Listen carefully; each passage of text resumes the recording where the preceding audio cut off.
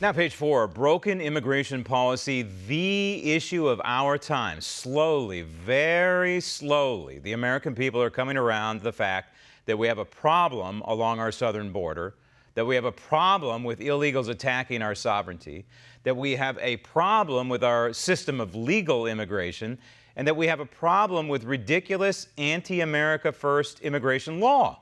Slowly, Americans are realizing that the porous southern border and a lack of tough immigration law are a national security liability that affects every man, woman, and child in this republic.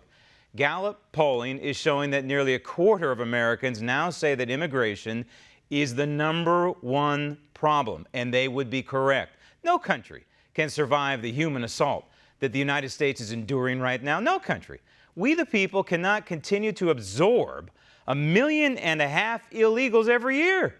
It's going to destroy us. And so why is immigration suddenly surging in importance among the people? Well, we can thank Donald Trump.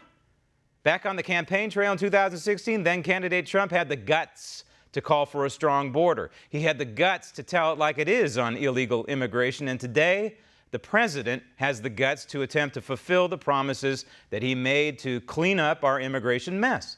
President Trump almost single-handedly has elevated the border and illegal immigration and our ridiculous immigration laws to national prominence, which is where they should all be. Our broken immigration system is the issue of the moment and is the issue of our time.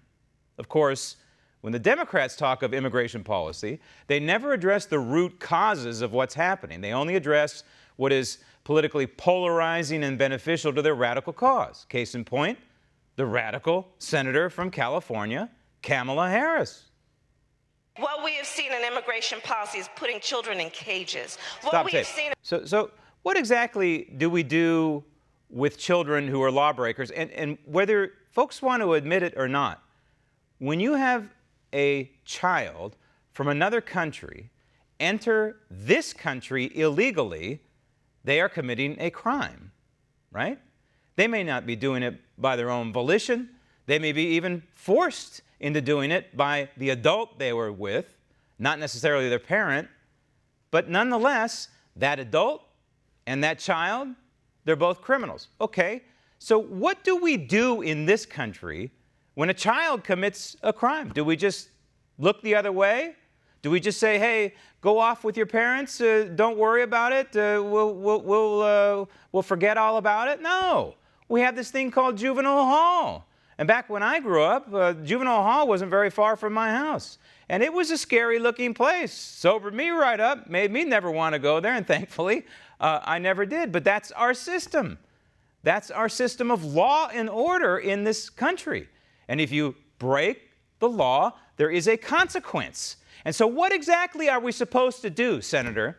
What are we supposed to do with these children that are violating our sovereignty just like the adults that they're with? Are we just supposed to look the other way and let them go? No, in your mind, what you want us to do, what you're arguing for without saying it, is to let them both go, to let the adult go along with the child. We all know that, and that's effectively what's happening here. We detain them for a little while, cages or not, we detain them for a little while, and then we let them go into our society, give them a notice to appear in court, and we all know that they're never going to show up. We know that the vast majority, somewhere in the neighborhood of 85, 90%, never show up for that court hearing. So you're effectively arguing, Senator, for open borders and an open border kind of immigration policy that just looks the other way and allows illegal immigrants to violate our sovereignty at will. Roll tape. Is a policy that has been about separating children from their parents, which, by the way, that's not... Stop tape.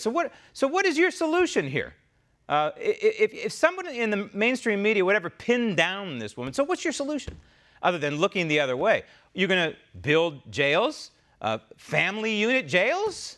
Well, then why don't we have family unit jails in this country? So when a guy robs a bank in this country, are we going to send him off to prison with his kids so his kids can live in prison with him? It's a lose-lose situation for people who are rationally thinking. And if you think this through and you pin down a person like Kamala Harris on a radical policy like this, it's an anti-American, law and order kind of policy. And that's what people would be voting for if they vote for her for President of the United States. Want to see more videos like this?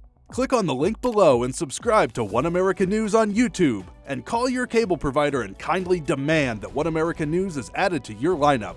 Call and subscribe today.